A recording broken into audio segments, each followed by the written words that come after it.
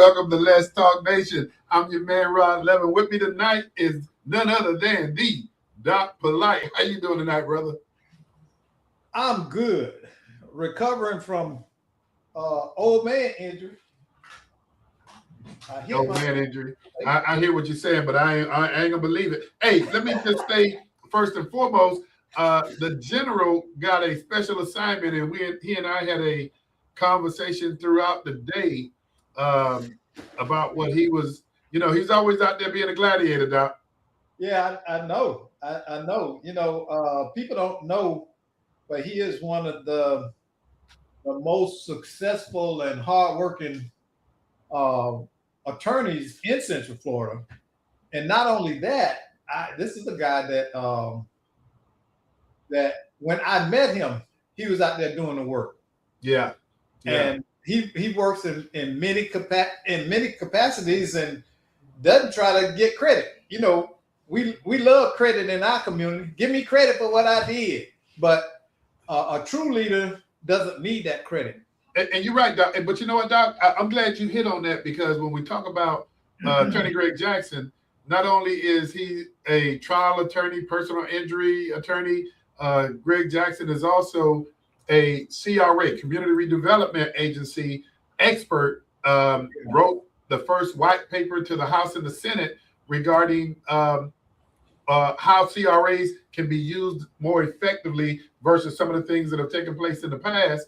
But when you talk about trailblazers and people and action and community, we got a special guest, and I'll bring that up in a short second. But Doc, have you looked at the races that are coming up? Yeah. You didn't say that with a whole lot of energy, man.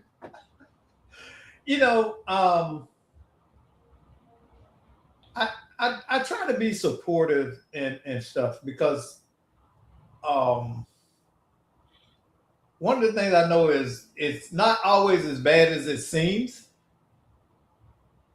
But at the same time, the reason I think that a lot of things are in the situation that they are in, or the status that they are in, is because we've allowed the standards to slip for so long. Oh, yeah. And so, I don't want to disparage the races and the quality of the candidates. But I would say this: it could be much better. And there are more qualified people that should be in these races. And we're going to get to talk to a couple of them over the next couple of weeks.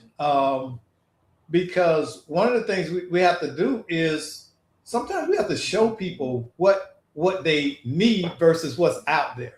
Yeah. You want somebody that is an advocate that's able to advocate effectively on your behalf as a community leader. You're right, Doc. But Doc, here's something else, man. And you kind of I'm leading, but you lead me tonight. You lead me tonight. When you say that, Doc, I'm gonna go ahead and come forth and say a candidate that I was solidly behind, and this don't happen too often, but a candidate that I was solidly behind didn't win re-election, and I'm gonna just say it was my good friend Mayor Brian Nelson. Now, Doc, I want you to break down and go down the path, and I don't want you to go down the long way. But here's what I got to say to you. I hear a lot of people that, since their candidate did not win, they're choosing not to do anything at all. They're choosing just to say, okay, throw their hands up. And Doc, I'm gonna tell you, I almost felt like that, but it's almost like knowing a preacher who runs for office. And you know what? Here's a good example. And I'm gonna just Pastor Alexander Wynn, who is still a commissioner for the city of Apopka. He lost his race. And here's the example that I'm going to say to you, Doc. He lost his race, and I was having a conversation with him.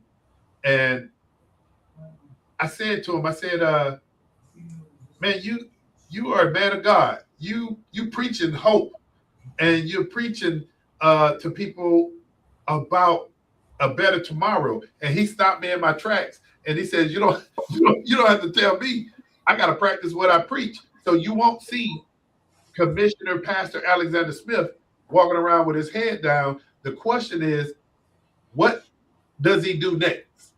And that's the question for. Well, he's going to go right back to what he did before, which is serve the community. Correct. It's not. I mean, it's not like he's a one-hit wonder or a community pariah. He's always been out there. Correct. Okay. Correct. When Billy Dean was there, he was working with him, hand in hand, him and Mrs. Dean. I seen him. Okay. And they certainly have always been advocates for Apopka. Commissioner Billy Dean was always, he would talk noise, but me and him, we agreed about a lot of things that needed to take place for Apopka.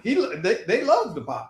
Well, Doc, one of the things that I will say, and I'll stand behind, because again, you, myself, Attorney Greg Jackson, we sit up here and we talk about, be educated about your candidates, learn about your candidates, seek some knowledge and wisdom about your candidates. We can't do that and then turn around when an election takes place and the person that we wanted to win don't win. We got to honor what the people have decided, and that's what I'm gonna do. I'm gonna respect what the people have decided. But there's another side of this coin too, Doc. And that side of the coin is, what happens to those folk who come out and campaign and tell you everything that they hope for the community? What happens to them? Where do they go? It's almost like one of those things. Where are they now? And we got a great guest that's going to be coming on our show that's going to exemplify what happens to candidates that. We jump right in. So let me tell the people, you are tuned in to Let's Talk Nation, and we guarantee to raise your IQ at least 2,000 points this evening. You're going to learn something, whether you like it or not. If we have to hunt you down and force it in your brain, we will. So I couldn't say it any better. I couldn't say it any better than that. Hey, Doc, let me throw a few things out there, man, for everybody so that they're prepared.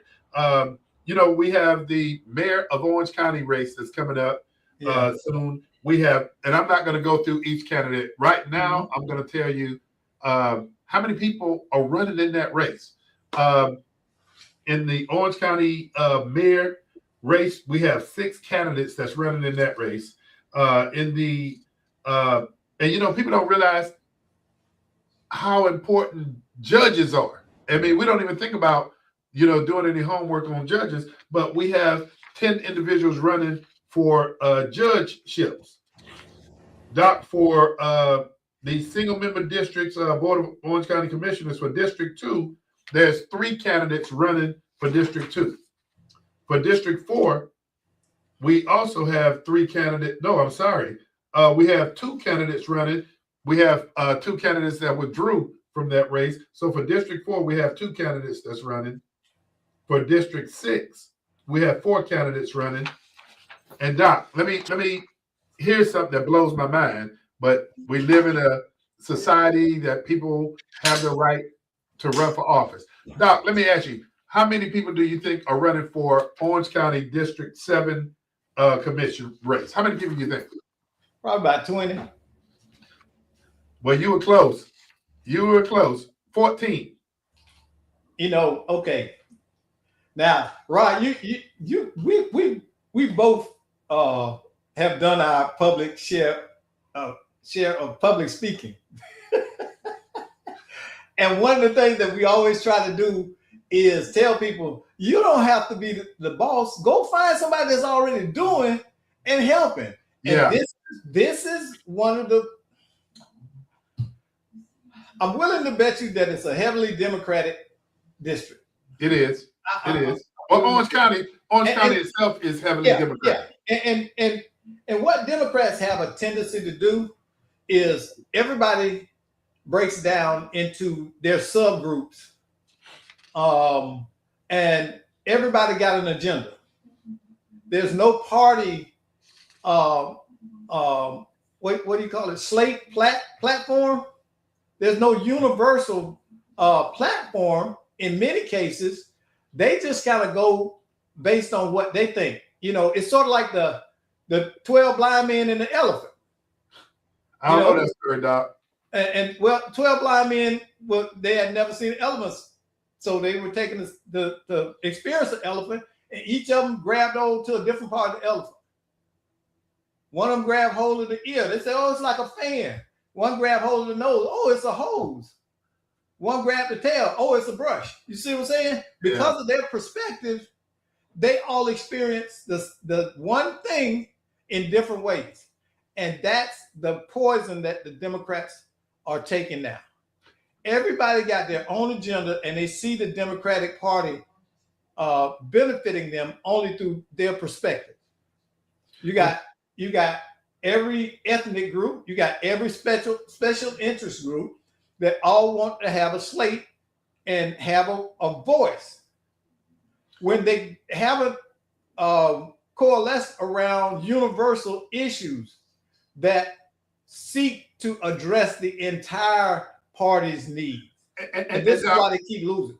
And Doc, I know 14 people has to be a record for an Orange County seat. I don't know this to be fact, but I'm willing to guess.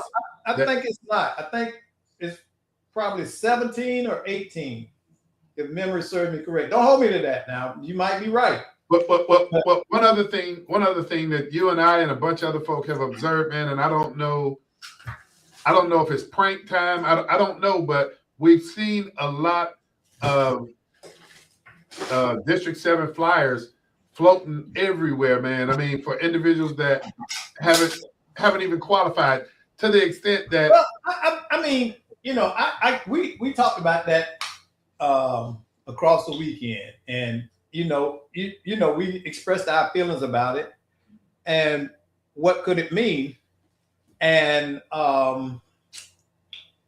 it's just unfortunate that some people don't understand cause and effect.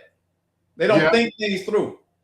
They're not looking at the impact beyond their 5 minutes of fame. And what we saw, Doc, in the conversation we had is, don't lessen the importance of leadership in a district that needs leadership the most. Well, here's the thing that always gets me. I hear people talk about voting. I've heard it all my life about, I don't vote because they're going to do what they want to do. It's not going to help me. But here's the thing. If your vote didn't count, they wouldn't be trying so hard to take it from you. Yeah, but if your vote didn't count and matter, they wouldn't be thinking of ways to negate it. So it must mean something. Anything that's valuable that somebody's trying to take from you has some value. And Doc, you're absolutely correct. But here's the other part of the conversation that you didn't say, and I'm going to say, if you're not getting the outreach to you in the form of a mailer or robocalls or somebody knocking on your door, it's because there's this thing called data. And if you are accustomed to not voting, they're not going to waste their time knocking on your door or mailing you a flyer or sending robocalls to you to get your vote. They're going to direct it at individuals that have a track record of voting. But Doc, again, for District 7, 14 individuals, and I'd be remiss if I didn't say this, next Monday, Let's Talk Nation, so that we can bring some education, some information to our audience. Next Monday, we're going to have a candidate for District 7, and we're not going to have this exclusive for one person. We do have a slate of individuals from District 7 that have reached out, and we're going to start lining them up and bringing them on the show. But we're going to have Miss Shannon Curry, who's one of the individuals that have qualified to run in District 7, so we can hear what Ms. Curry has to say, and then you be the judge. So again, we have 14 individuals that's in that race for District 7, and we need to take it seriously because each and every district has its needs and concerns, and you need that type of leadership. So we'll be bringing Ms. Shannon Curry on, and last but not least, in District 8, we have 5 candidates that's running for office, and we'll slowly but surely back into these races and tell you a little bit more about those candidates. And we'll have candidates that are going to be appearing on the show. But Doc, we have a special treat for everybody tonight. And I think, Doc, we're going to take a quick break and we're going to come back and we're going to have that individual join us. So stay tuned in and we're going to welcome you to call in and, let us know what you think. We'll be right back. Daybreak iFix. Mercedes-Benz, BMWs, Jaguars and Porsche. Joe's Quality Auto Repair. I specialize in European cars. Daybreak iFix at Joe's European Quality Auto Repair. Located at 1240 State Road 436 in Altamont Springs. Daybreak iFix. Call me, mention Let's Talk Nation and bring your certified dealership repair quote. And I beat by 30%. Remember, Daybreak iFix. Call me at Joe's European Quality Auto Repair at 407-409-6040. Again, 407-409-6040. After Daybreak iFix. Joe's European Quality Auto Repair. Hey, welcome back to Let's Talk Nation. And Doc, I told you that we were going to have a special treat this evening. We have, I don't even know, Doc, if I want to use the word candidate. I'm going to use the word champion because we're going to, well, you know what, Doc? I'm going to just go right to it. We have in the studio with us tonight, Mr. Malika Harris, was a candidate for seat 4. Am I correct? That is correct. Yes, hey, sir. As you can tell, we're excited to have you. Thank you for having me. No, thank you for coming because we often talk about candidates and we say, okay, when candidates don't win, what happens to them? Where do they go? We're going to have a good time tonight because your history is speaking volumes about who you are and where you want to go with this. So, Doc, did I tell you we got a champion here this evening? Yeah, that's what he said. You're a fighter. Yes, indeed. Yes, indeed. And I got to ask you. The Mike Tyson of the community. Hey, Doc, what did they say? What did Mike Tyson say about all those challengers that step in the ring and have a plan? So everybody got a plan till they get hit in the mouth. There you go. Hey, but something very spectacular in your case. You jumped in the race by political standards. You jumped in the race late. But what you were able to do, and people would sit up here and the viewers that's listening, they are probably sitting back saying, okay, she won. People don't realize you jumped in the race late in the city of Apopka, a population of about 65,000, 70,000 people. And you had some hell of a surrogates out there, but what you did was amazing. Thank you. So once again, welcome to Let's Talk Nation. But before we go into the question stuff, people want to know, who are you? I mean, yeah, we know you live in the city of Apopka. Yeah. We know you ran for office, but who is Ms. Harris that I'm sitting here? Who are you? First of all, it was an amazing campaign, and I will say that. I late in the race, but the incredible effort that me and my team put forth, I would look back on it and say, wow, we did a great job. People are going to steal your team, by the way, because you had a hell of a team. Sure did. And that talks to teamwork and collaboration. When we talk about serving the community, everything in politics, we can't do it alone. You're right. How did you find yourself in Apopka? I moved from New York City. Oh, you're a New York lady. Hold on. I found myself in New York City, going to grad school, ended up staying there for about 10 years, but Florida's home. Okay. I'm a Miami girl. I came to Orlando, and I was just like, I don't need any more cities in my life. I need that small town, what I thought at the time was small town, homey comfort. I can go to the city when I want to, but I'm home and it's quiet and peaceful. And that's really what I love about Apopka when I first moved there. Now, there's been some change over the past 10 years, and then we can go into the next hour or two about that. But Apopka's home. Man, you know what? I love that. And something you and I have in common is the fact that I'm from Miami as well. Grew up in Carol City, went to college in Ohio. And when I moved to Orlando, I stayed in Orlando, first college job, a few years. And my wife's from Apopka. And so we built a home back. It was 30,000 people back then. Now we're double that population. And growing. And that's what we have to remember. We're growing. We're not stopping. People are moving in. Our population is growing, which is exciting. But then we look at, well, what does that look like? And how are we balancing all of that? Absolutely. You know what? The thing that I will say about you is you come to the table with energy. Yes. And so tell me a little bit about this teamwork, because it just came out of nowhere. It did. And what I will say, and this is just Malika, you don't let any opportunity just pass you by, because in life, we'll have more regrets for the things that we didn't do. And when I looked at this opportunity and I'm a woman of faith, I will say that my steps were ordered and this was ordained. You knew your assignment. That's the first and foremost above all else. And then from there, it was okay. Let me be still. Let me listen.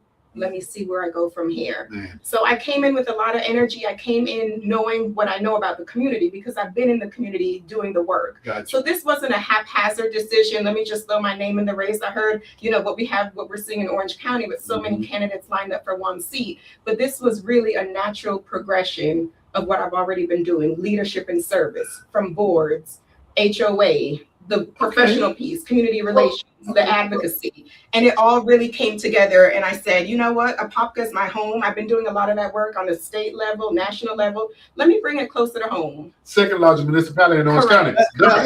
Let me ask you a question. I want to ask a question.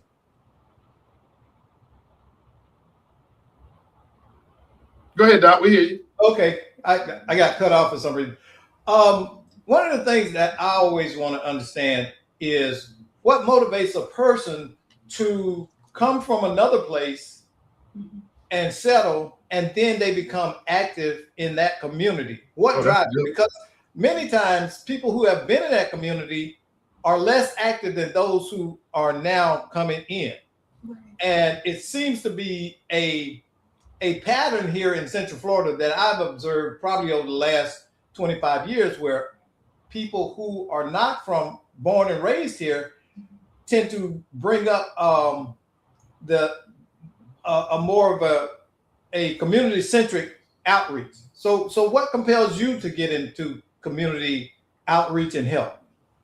I would say it's a calling. I think public service, public office is really a calling, and not everyone is going to do it, but everyone has to be involved. So you look at the whole life cycle of the candidate to the voters and everyone in between.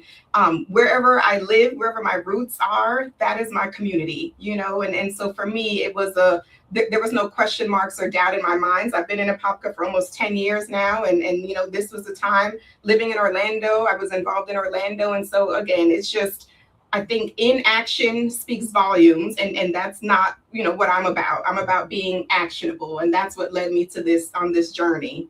So how do you, as a this is your first time running for office? Mm-hmm. Yes, it is. Okay, so now you're a veteran. Hold on now. How do you now translate that to encourage young people to get on board and become community minded and community oriented? The young people, and I love our foundation of our seniors and the ones who came before us, but the young people are the foundation, the backbone, and the legacy all at the same time. When we think about the progress and the generation that they are now, they're the ones that are going to be carrying us forth. The way that I engage young people is being a mentor, and I'll tell you, mentoring is the joy, and also this is really what's going on with the young people right now. And so I say that to say that we have to have a seat for them at the table. I have been advocating for community advisory boards and community-led boards, and I think there needs to be a seat for, that teen, that millennial, however we want to identify them. Young people should be pre-registering to vote when they turn 16. If you get your driver's license, go out and get your voter's card at the same time so that you're ready to be engaged and active and involved. The last thing I'll share is that we have a lot of role models who are young people. And I think peer-to-peer mentoring is so important, because look at us. We can go and mentor the young people, but having those who have already, developed that leadership skill, mentor your peers. There's nothing better than hearing it come from your classmate and your peer, how to get involved, how to uplift our community. Well, I tell people, I'm a senior. I don't look like it, but I am a senior. Go ahead, Doc. And I tell my peer group to sit down and shut up, because I've been around Central Florida a long time. I was born and raised here, and I know, when they say, where the bodies are buried. Okay. I know where the bodies are buried. And one of the things that I've always been critical about is my generation fumble. We fumble badly. We have not set excellent examples of continuing leadership. When I came up, there was a cadre of community leaders who taught and made us understand our history, our community, what our values were, and those things. My generation, we got out there, we wanted to smoke weed and party and do all of this stuff and run around, and we didn't pay attention, keep our eye on the ball. We didn't think, we thought we had won. And because of that, we're now seeing a regression on many of the institutions and things that my generation took for granted. So we can't speak to you. Many of us cannot speak to you, and you guys have got to come in, and you got to pick up the mantle we drop. We have to bridge that divide. See, this needs to be an honest conversation in the Black community. Doc, and you hit it right on the head. When you say honest conversation in the Black community, it leads me to my next question that I'm going to go at, but it's important. Doc really opened the door for me from the perspective of, there's been so many initiatives, whether they're local or whether they're statewide, and a lot of those initiatives, and I'm going to say this, they've dealt with boyhood, responsible fatherhood, but one of the areas that we're lacking in, and Doc just really created the prelude to it, is responsible leadership. And you don't have to be in public office. You can be that citizen in the community that young guy looks at for leadership, but we have young people that look at individuals who are successful and look to emulate it. And if we have our elders around here that are showing no leadership, or the leadership that they're showing is not the kind that that's acceptable. So my question for you is, what's your next step? Onward and upward. I take this as momentum. I take this as it has strengthened me. It has stretched me beyond, the imaginable. And I truly believe that I have learned so much. This is a big year for Orange County and the state of Florida. And so I think, it's up from here. And I say that with all due respect to say that it takes a step forward to be able to say, I'm in the game. Let me see where I go from here. So within the city of Popka, I'm going to, stay engaged, stay involved. Orange County, again, I'm already chair of the Orange County Parks and Rec Board. I've been on the board for about 6 years now. And so, service and leadership is in me. But the thing that you mentioned and that I'm committing to is bringing others along with me. And that's got to happen. That has to happen. And and right Doc, now. Attorney Greg Jackson and you, myself, we've been having this conversation for, Doc, we've been doing this for 8 years. Yeah, we have been talking about building the bench. Building the bench. But I tell you, I am very optimistic. And I'd be remiss if I did not mention an individual that has built, that's on the bench, let's say. No, I can't even say she's on the bench. Commissioner Nadia Anderson. When I look at her leadership on the dais, she's young, and she's leading, and I'm believing that it's compelling more individuals. And here's where I would go with this. She's not compelling other Blacks. She's compelling young people, whether you're Black, white, no matter what color, to get involved. But the other thing she's doing, she's not sitting on the sideline, and that's why I like where you're going with this. This was a race that you got in, and man, you fought. Yes. But now I'm looking to see what kind of champion are you going to be, unelected, for the community. The voice. That's the easy answer. Being a voice.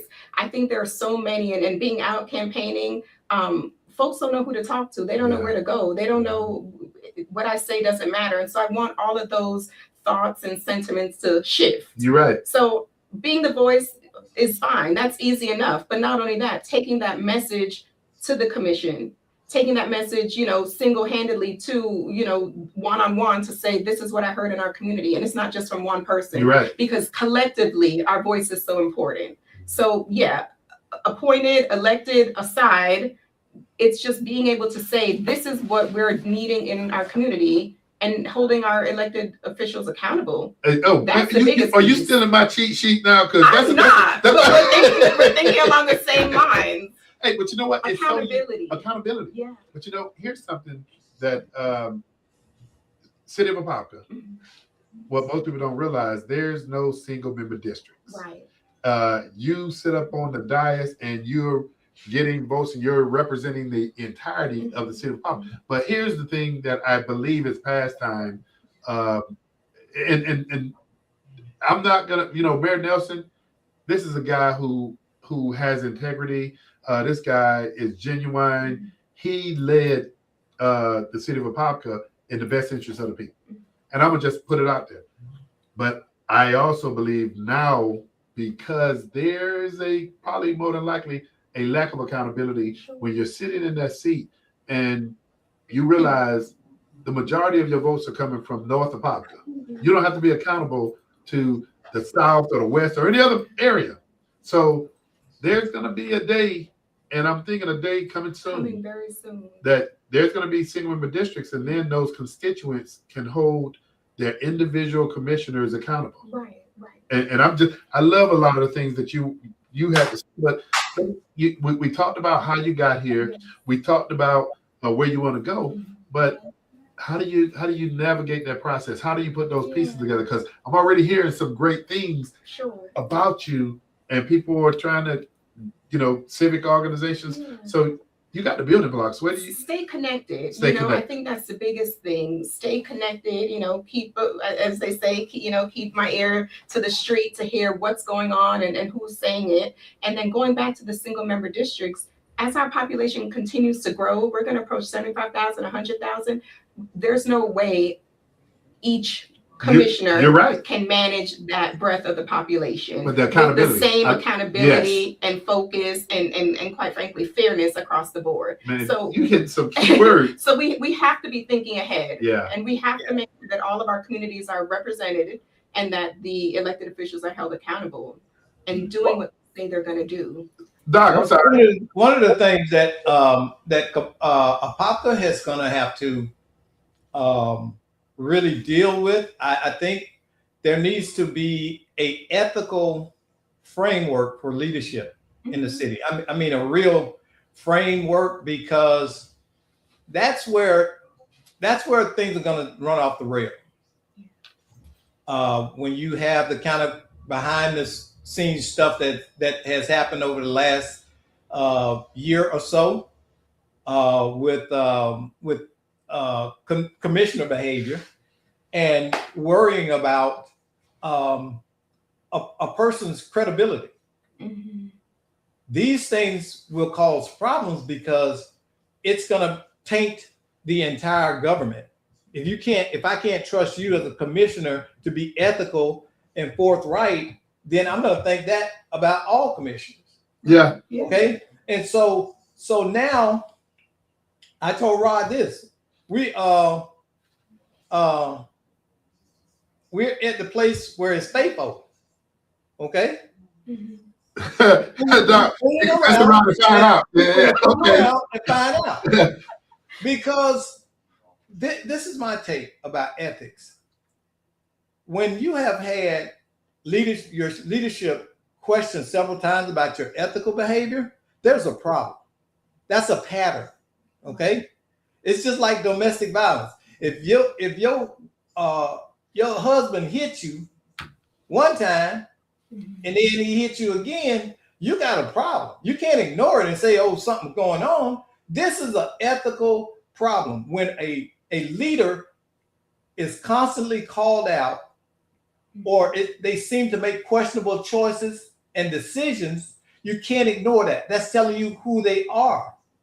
And Doc, I know where you're going, and I'm gonna say this, and I'm gonna correct the ship because I want to stay focused on you. But I know where Doc is going, and where he's going. There's been a lot of dialogue and conversation about Commissioner Nestor that sits on the dais that nobody knew about him. And I mean, he's a 2-year commissioner.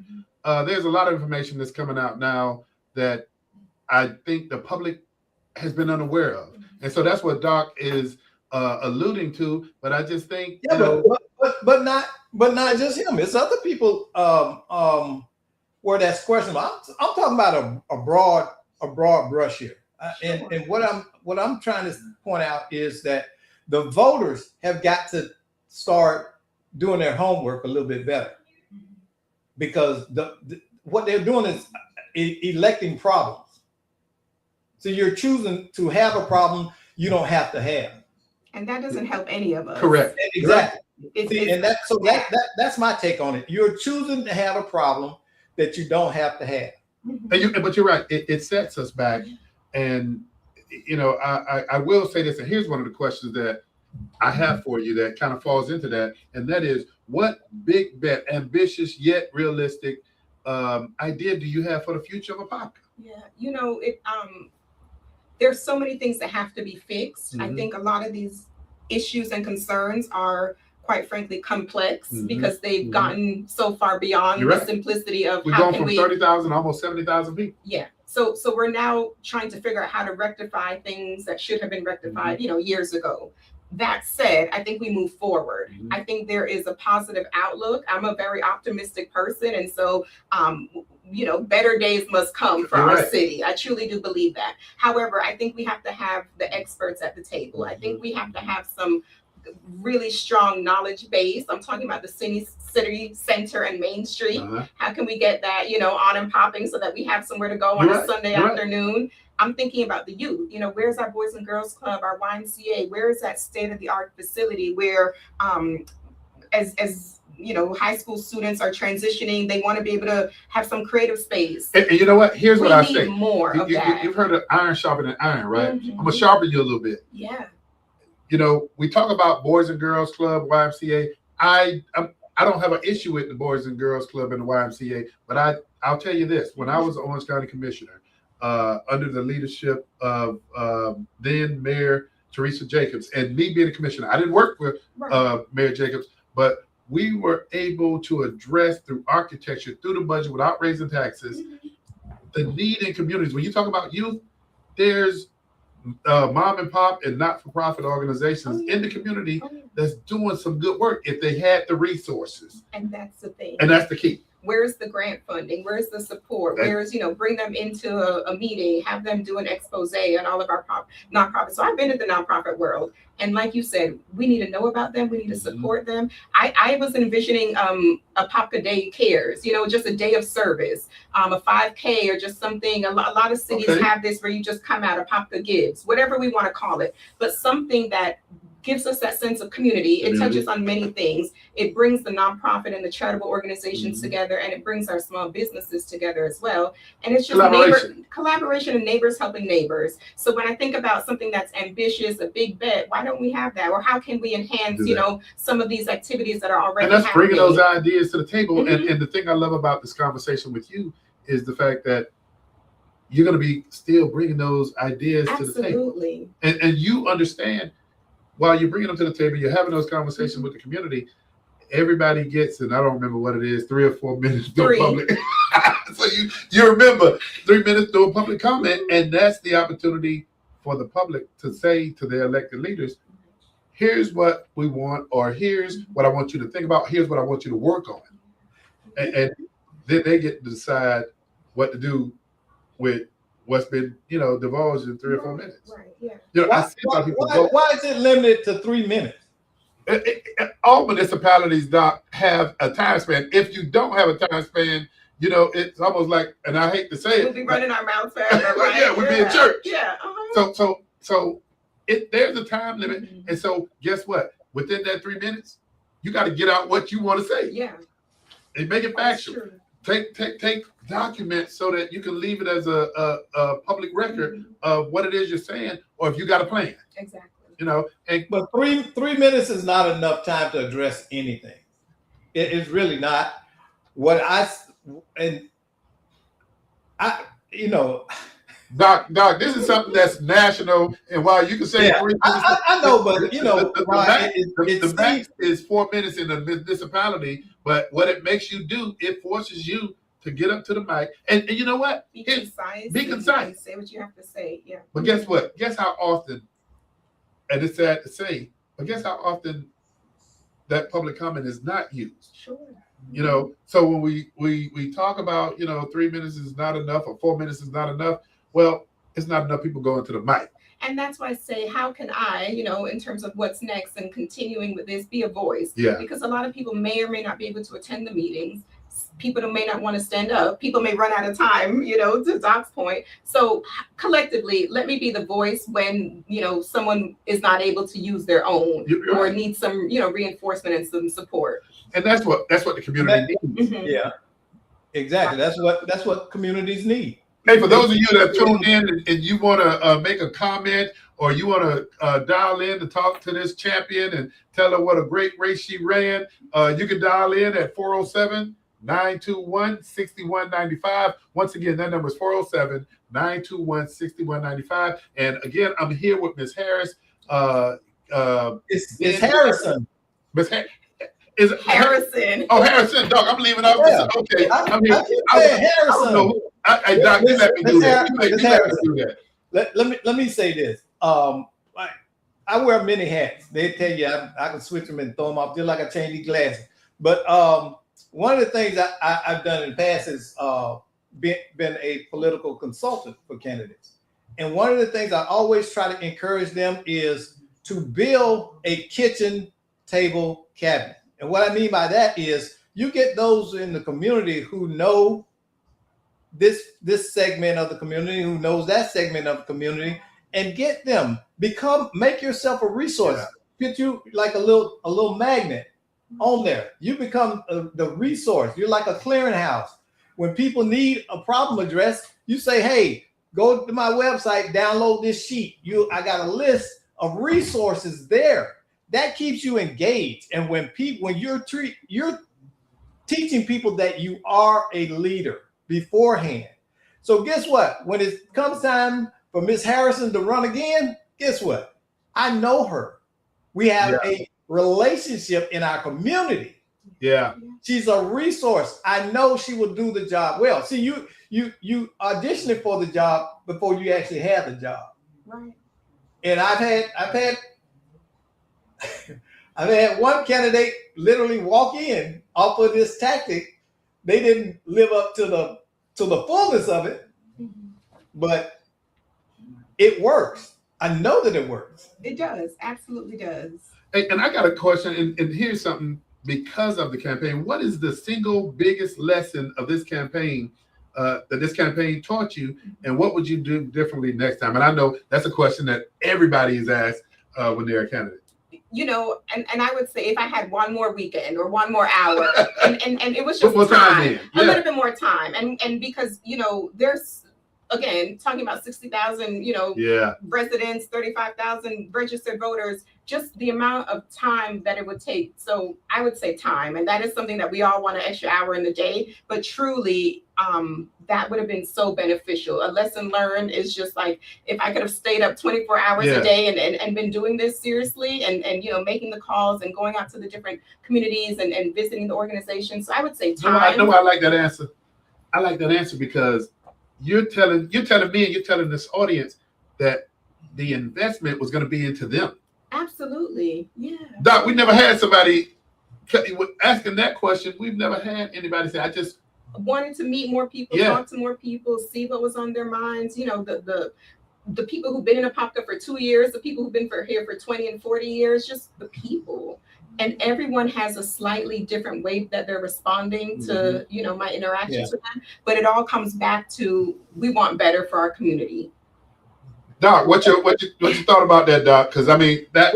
Well, Apopka it has so much potential. It can be one of the greatest cities in Florida. I really believe that to the point. Rod, I wanted to buy a house. Well, build a house in Apopka, but them prices was pricing.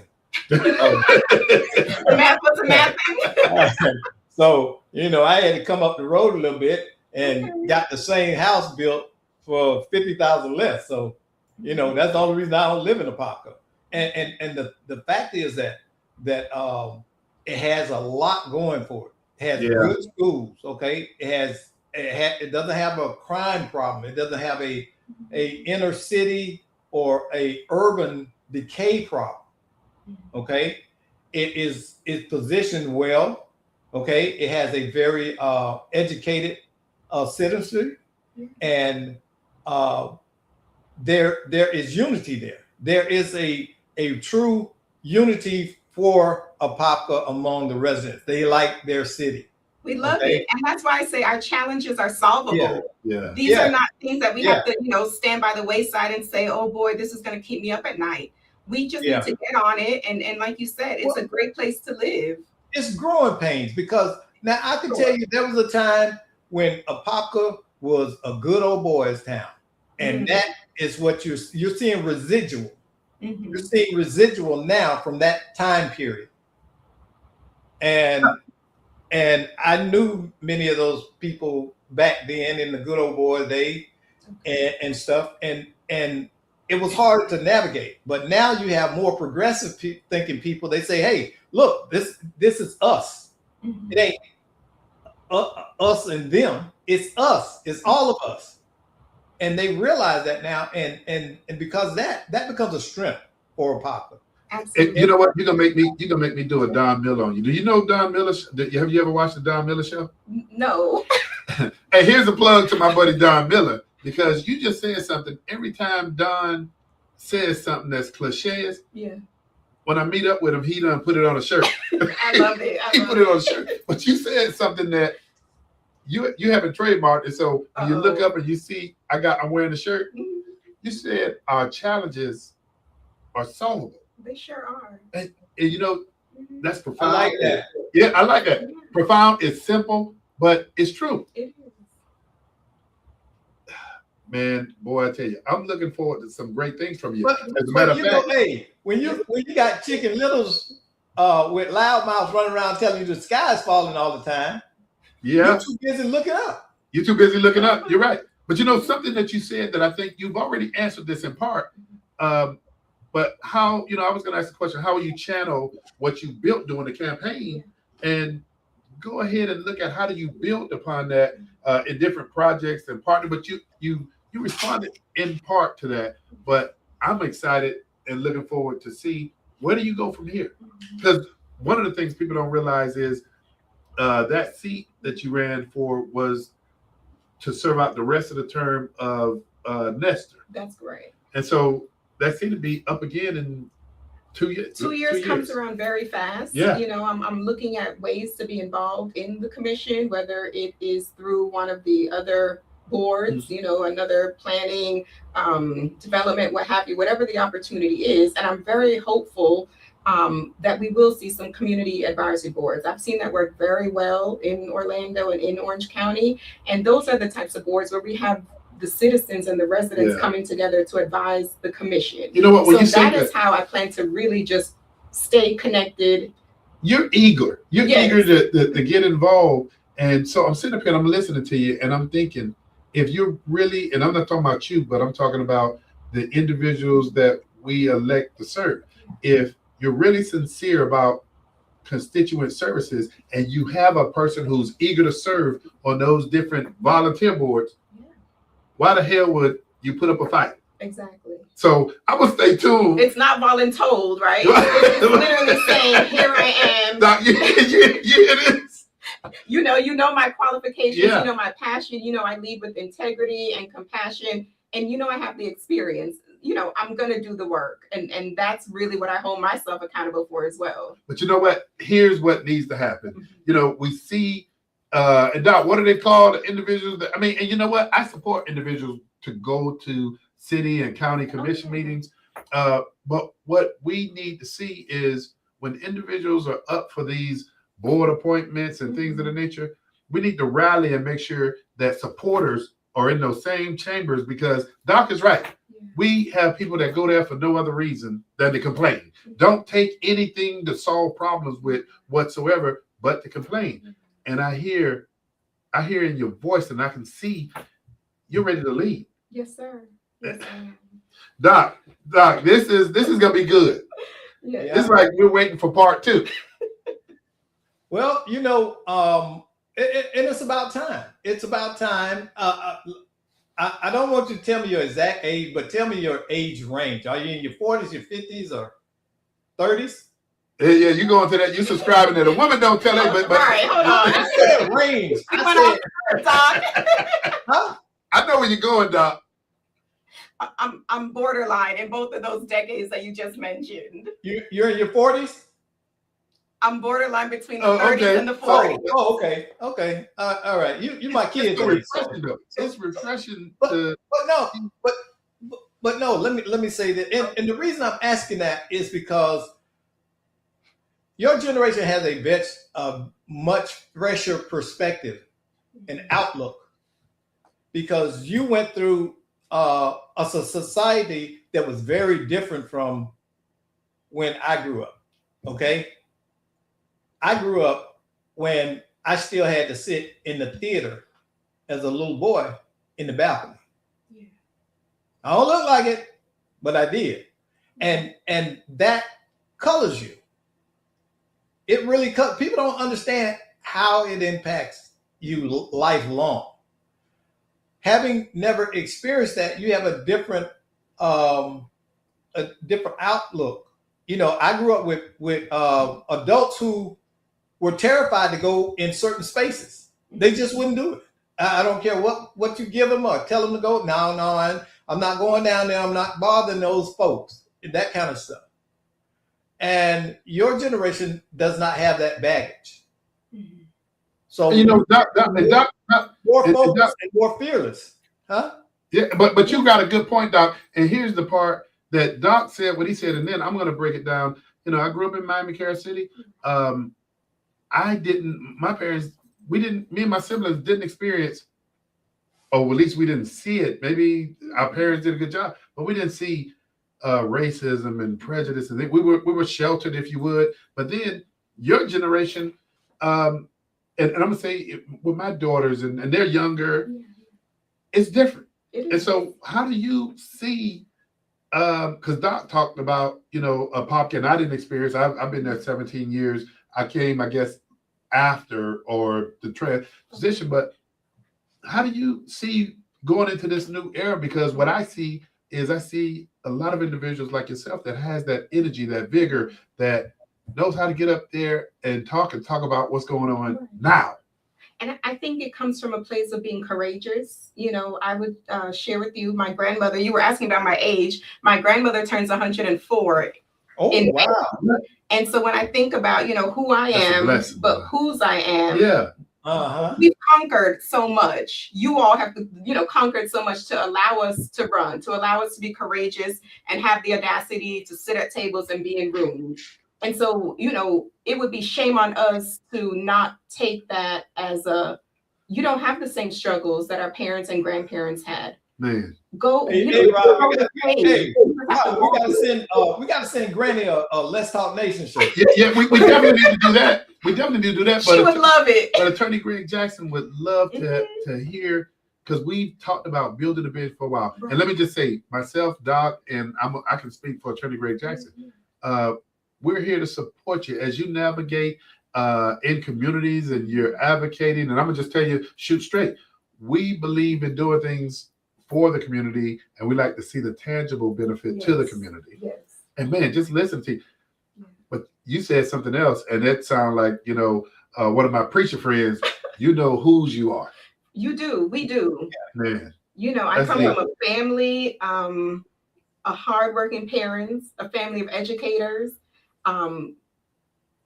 And I'll never forget how their sacrifice to allow me to be where I am every step of the way. And I'm talking about the encouragement, the support, you did something wrong, straighten up and get it right. I love it, Doc. You know, and that is what has shaped me and molded me into the woman I am today, to be so courageous and fearless, but also to pay it forward, because they didn't do any of that in vain. Man, I'm just excited about what I'm hearing. Let me ask you this question. Are you involved in any sororities? I'm a member of Alpha Kappa Alpha. See, girl, you better say that loud and clear. You know they're gonna get on you. You don't get them, they shout out. But yes, and my dear sorors have supported me through and through on this campaign, and you know, service to mankind is what we do. And so surely, and even seeing you know, all of the elected officials who have risen to the occasion to serve, who are my sorors. I see where a lot of the support came from. I got a family full of alphas and AKAs and deltas. Yes, So, sir. Yes, yeah. sir. So, And let me say, And I attended a HBCU, and we're all where'd the you go? Divine Get Nine. that shout out. Florida A&M University. Oh man, them Rattlers, The man. Rattlers, yes. Hey, my mama would be proud. My mama went to FAMU. Hey, you know what? I love what I'm hearing, but then some of the things that you're saying that you're not saying, I'm reading between the lines now. Those fraternities and sororities. I am going to give a shout out to a guy that I think has been showing courage out there, and I noticed he's been doing a lot of this lately. And I'm gonna take my hat off to brother Russell Drake, who's out there and he's grinding. And Mondo, I don't hear no applause for Russell Drake coming down. There we go. There we go. But Russell Drake is out there, and he's articulating things that need to be said. And here's the thing that I continue to hope and pray. I know, let me just say this. I'm a Republican, but before I'm a Republican, I am a human being. I'm a man. We have a right to pick any party affiliation. And I think we all, Democrats, Republicans, Independent, we all, those of us who believe in a higher faith, we love the man upstairs. We love our families. We want to get a good job. We want to be able to support. But the other side of it is, no matter what party affiliation you're in, you want people to be treated right. That's for sure. You want do people to be unto treated. others as you would have the basics that we learned as children. And that stands true to this day. We want people to be treated right. We want to be respectful to each other. We want to give and receive that same respect. And you know what? I am going to look for some great things from you. Yes, sir. And I mentioned my brother Russell Drake for a reason, because here's one of the things I do want to see us do. I want to see us transcend beyond this mentality that if you not of a specific party affiliation, I'm not talking to you. Guess what? When you have that, when you get that, when you have that mentality, when there's a change in administration, why should Black folk starve? And so, if you look at every other ethnicity, they are represented on both sides. And I'm not going to go down that path, but what I am going to say to you is we support people who are doing for all people. Correct. And I like what you're doing. I like what you brought to the table. Doc, we got a few minutes. What's on your mind with it? I always say, I don't vote my party, I vote my values. Yeah. Absolutely. I don't subscribe to that. I'm a registered Democrat, and Rod is a Republican. Greg is a Democrat.